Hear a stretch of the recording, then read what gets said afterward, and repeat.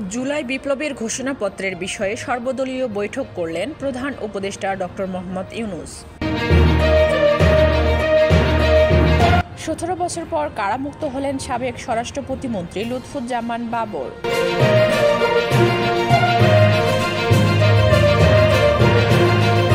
স্বরাষ্ট্র মন্ত্রণালয়ের সামনে আদিবাসী শিক্ষার্থীদের বিক্ষোভ, পুলিশের ব্যারিকেড ভেঙে মন্ত্রণালয়ে প্রবেশের চেষ্টা।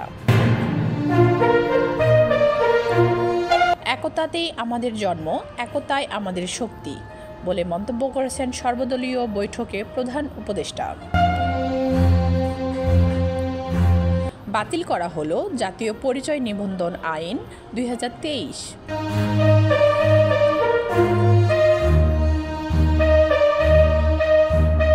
পরিবর্তন করা হলো শেখ পরিবারের নামে থাকা ১৩টি বিশ্ববিদ্যালয়ের নাম।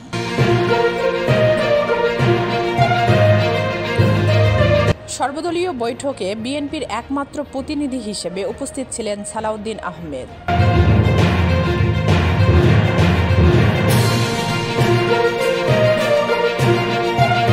কুড়িগ্রামে সার্জিস আলমের নেতৃত্বে পালিত হল মার্চ ফর ফেলানি।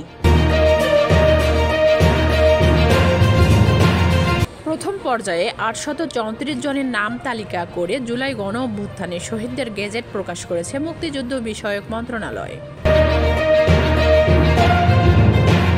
জুলাই ঘোষণাপত্র নিয়ে শুরু থেকেই বাগড়া দিচ্ছে বিএনপি বলে মন্তব্য করেছেন সমন্বয়ক রিফাত রশিদ।